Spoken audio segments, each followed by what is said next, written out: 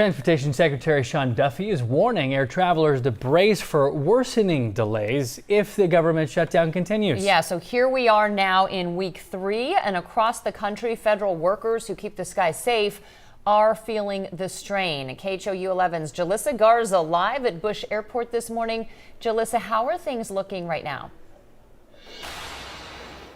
Hey, Alona, good morning. Well, if you remember when we were here several weeks ago, the TSA line was really long, but if you take a look, things are moving very smoothly. Everything is very normal here inside of Terminal A. But as you mentioned, we're entering week 3 of this government shutdown. And although things you can see are very smooth here at Bush Airport, that doesn't mean that'll necessarily be the case at other airports across the country, as they're starting to feel the effects of the ongoing government shutdown. Now, as the federal government shutdown enters, as I mentioned, and Alona did its 3rd week, the aviation system is under growing strain. Federal aviation workers, including air traffic controllers and TSA agents, are still reporting for duty, but they're not getting paid. Transportation Secretary Sean Duffy says due to the shutdown last week, those federal workers only received a partial paycheck. If the shutdown continues through next week, they won't be paid, and travelers could start seeing longer security lines and delays at some of the country's busiest airports. Now, so far, Houston's 2 major airports, Bush and Hobby, have not reported any widespread cancellations or unusual slowdowns,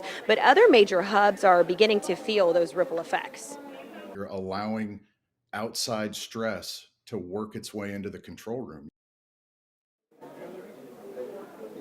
Now, many air traffic controllers are also working overtime to keep flights moving safely, despite the uncertainty and the possibility of missed paychecks. This shutdown has now tied for the 2nd longest in U.S. history, and unions warn the longer it lasts, the harder it will be to maintain normal operations nationwide. Now, back out here live, we got another look for you here at the TSA line inside of Terminal A. Now, this is pretty short compared to what we saw a few weeks ago, especially because the other TSA line on the other side doesn't normally open until about 6 a.m. So this is really good. When it comes to Bush and Hobby so far this morning, there are no canceled flights. There are about 3 delayed flights at Hobby and 4 here at Bush. Of course, we'll continue tracking the very latest and bring you live updates here throughout the morning and on KHOU 11+. For now, reporting live at Bush Airport, Jalissa Garza, KHOU 11 News. All right, Jalissa, thank you. Turning